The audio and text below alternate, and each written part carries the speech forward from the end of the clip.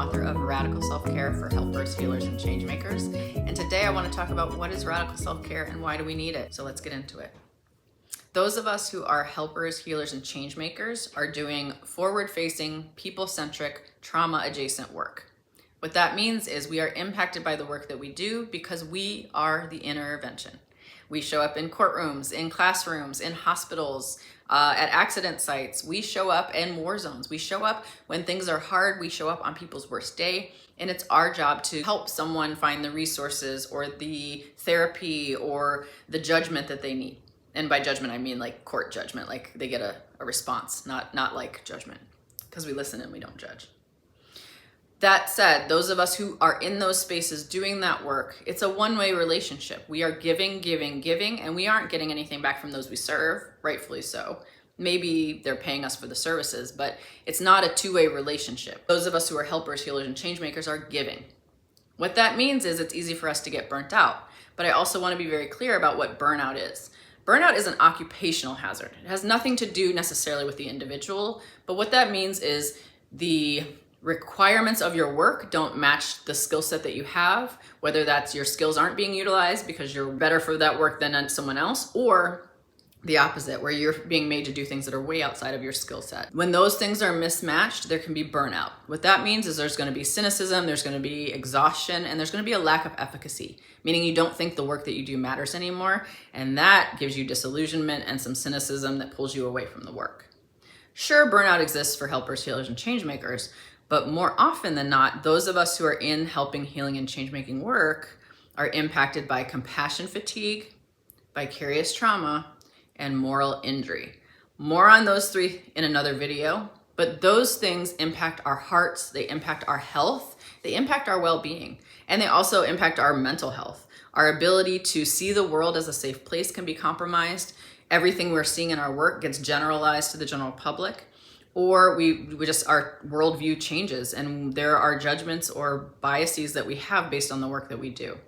We may also notice it's hard to create boundaries and hold boundaries.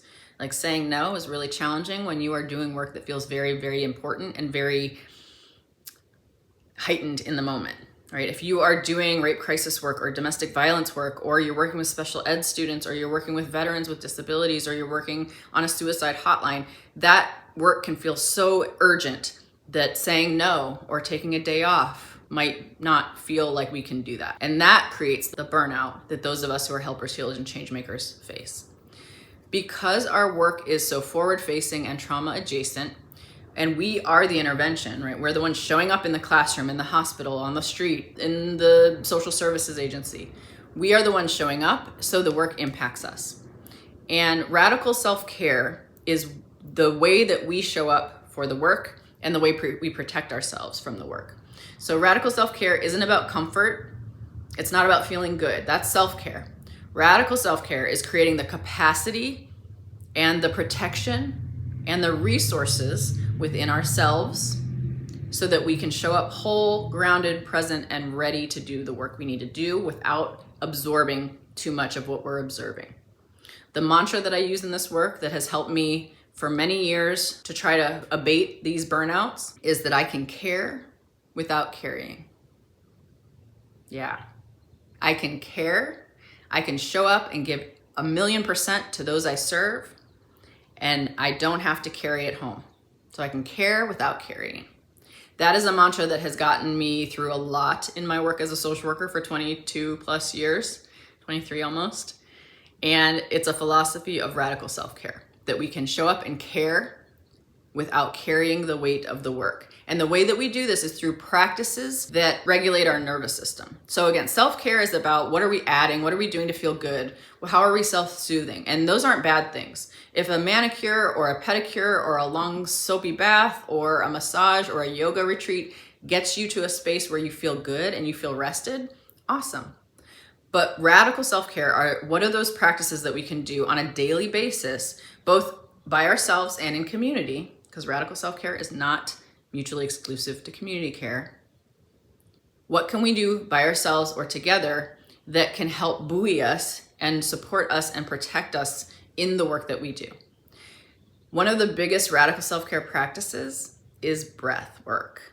And I say that with a smile because I know that when you're stressed out and you're overwhelmed and someone tells you to take a deep breath, you just want to punch them in the throat. And I get it. The reality, however, is that stopping in the middle of chaos and taking a deep breath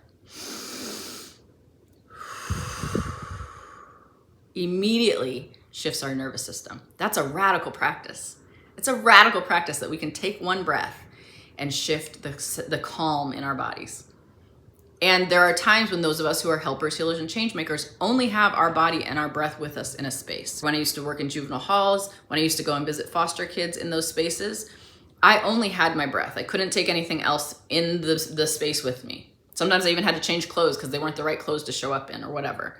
I only had my breath to help regulate me in a space that was very dysregulating because of the trauma that I was absorbing.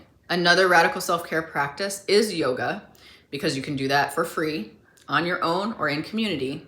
But the breath and body movement that you are doing in yoga helps regulate the body, and you can bring that sense of regulation off the mat into the boardroom, off the mat into your staff meeting, off the mat into your one-on-one with your clients.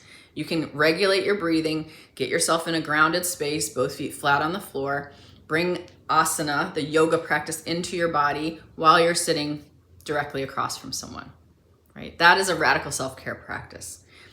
Getting in nature is another radical self-care practice. Getting outside, tuning in with nature, getting off the screens, and I say that as I'm on a screen, but getting off the screens, getting outside, getting around greenery. That's why I have so many plants in my house. I have to bring the green in because I can't always get to the redwoods or to the forest or to the park.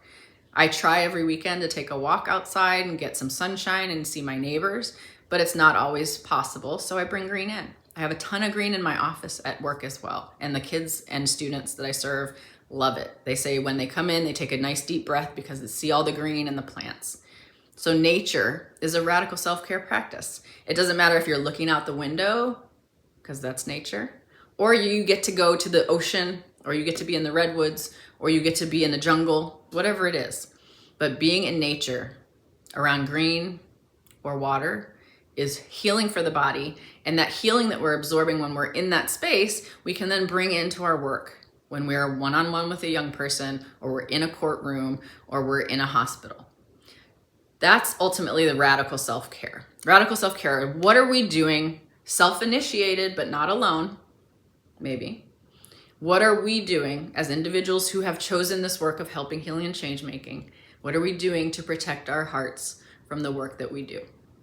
And how are we bringing that energy of protection into our one-on-one work? So when I'm sitting across from a young person, maybe I am doing some breath work with them because that's powerful, co-regulation. Or maybe I'm doing some breath work before I meet with them. And then if we've had a really intense session, maybe I'm taking a walk outside afterwards to help re-regulate my nervous system from that dysregulated session.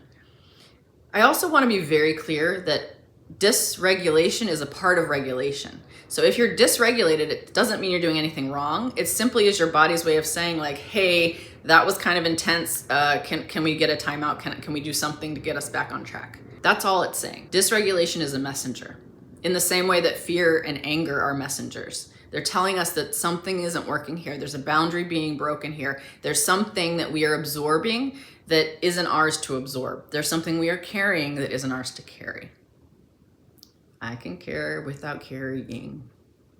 So that is the gist of radical self-care. It is a way of being. It's a way of showing up because we are the intervention. It's not a crisis intervention. It's not, oh my gosh, I'm burnt out, I need radical self-care. It's, I'm doing my radical self-care practice, so I have not been getting burnt out. Or I've been doing a radical self-care practice, I'm starting to notice that I might be burnt out. Let me lean into my radical self-care practices a little bit more. So I hope this makes sense. The word radical means changing the very nature of something.